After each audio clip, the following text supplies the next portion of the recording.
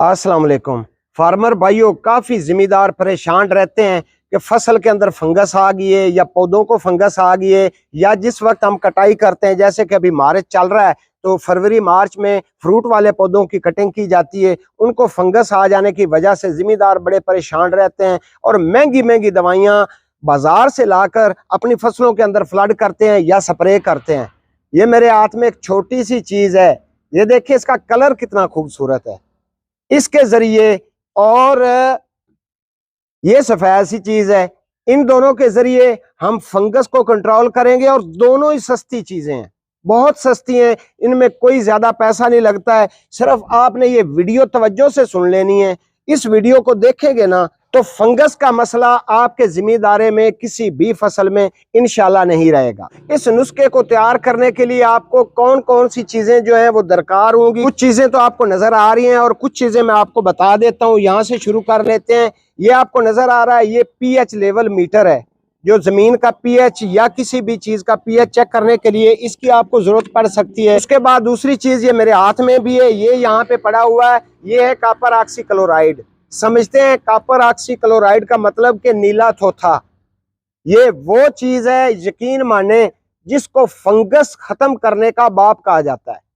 किसी भी पौधे के ऊपर फंगस आ जाए, आजमा लें। ये नुस्खा मैं फिर दोबारा कह रहा हूँ, ये नुस्खा जो अभी तैयार होना है ना, आपने आजमाना है, तो उसके बाद आपको बाजार जाने की इंशाल्लाह जरूरत नहीं रहेगी। ये नीला थोथा हो गया। उसके बाद ये चूना है, लाइम कली, जिसको हम घरों में भी करते हैं, ये वो चूना है। उसके बाद ये बर्तन है, इसके अंदर हमने तैयार करना है, इसके अंदर हम घोल घोल लेंगे चूने का या कॉपर ऑक्सीक्लोराइड का, और एक में हम जो है दूसरी चीज जो है वो हल कर लेंगे। मैं आपको इसकी डोज भी बताऊंगा कि आपने डोज कितनी रखनी है, क्या इसको फ्लड कर सकते हैं या सिर्फ आपने स्प्रे ही करना है। तो मैंने आपको ये नहीं बताया कि ये पीएच मीटर को हम क्या करेंगे। ये बहुत जरूरी है। इसलिए जरूरी है, ये जो नीला थोथा है ना, इसका पीएच लेवल बहुत ही ज्यादा लो होता है और आपने इसको अकेले को कभी भी स्प्रे नहीं करना है। याद रखें, इसके साथ आपने चूना लाजमी शामिल करना है, क्योंकि चूने का पीएच लेवल हाई होता है, इसका पीएच लेवल डाउन होता है। तो जब हम दोनों का स्प्रे तैयार करेंगे तो ये पीएच लेवल मेंटेन हो जाएगा। याद रहे कि कम से कम 7 पीएच लेवल होना चाहिए। इसलिए मैंने ये मीटर रखा हुआ है, इतना महंगा नहीं है, आप भी इसको खरीदें, रखें। अगर आप ऑर्गेनिक पे काम कर रहे हैं या अपनी चीजें बनाते हैं, ये चीज जरूरी है आपके लिए, आप भी इसको मंगवा कर रख लीजिए जी। तो नीला थोथा और चूना, इसकी डोज क्या रखनी है आपने। ये जो नीला थोथा है ना, इसको ये आए असलम भाई, ये इसके अंदर डालें या बड़ी मट्टी के अंदर डाल दें, एक के अंदर इसको डालें।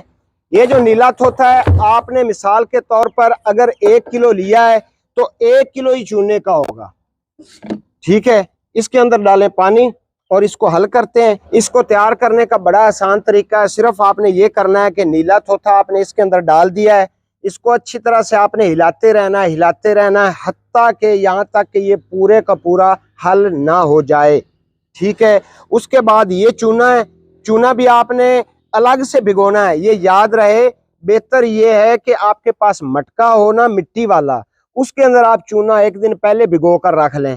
मैंने चूंकि वीडियो बनानी थी, आपको बताना मकसूद था, इसलिए मैंने चूना साथ ही रख लिया है।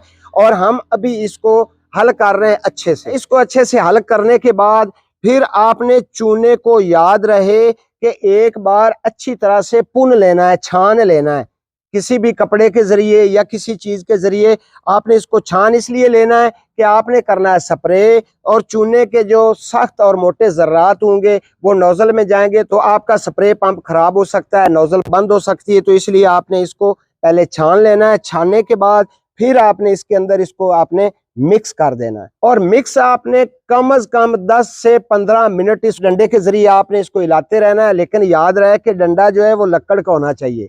अगर लोहे का डंडा होगा ना, तो आप देखेंगे जैसे ही इसके अंदर डालकर आप निकालेंगे ना, तो पूरा वो उसका कलर कॉपर जैसा हो जाएगा, कॉपर इसके ऊपर पेंट हो जाएगा, जैसे कॉपर का कलर होता है, गोल्डन कलर, क्योंकि ये खुद कॉपर है। इसलिए फिर आपने ये मीटर उठा लेना है, वो आपने इसके अंदर रख देना है, और कम से कम मीटर जो है ये 8 से 10 मिनट इसके अंदर पड़ा रहेगा। तो ये आपको पूरा पीएच लेवल बता देगा कि इसका इस वक्त पीएच लेवल कितना है।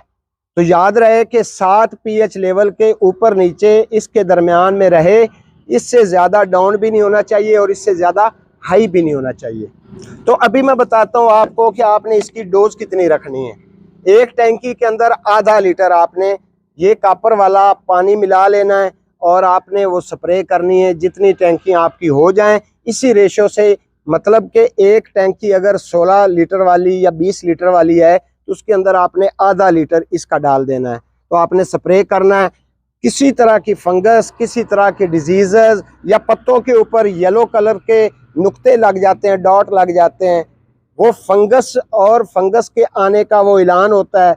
कभी नीमाटोड की बीमारी आ जाती है, नीचे से जो जड़ें होती हैं वो बिल्कुल फूल कर मोटी हो जाती हैं। कभी सडन डेथ की बीमारी आ जाती है।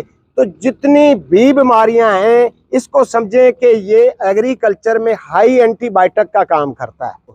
तरह तरह की दवाइयां लाने से बेहतर है एक बार इसको आजमा लें। यकीन माने आप मुझे दुआएं देंगे। आज के लिए इतना ही। अपनी सेहत का ख्याल रखें और इस चैनल का भी।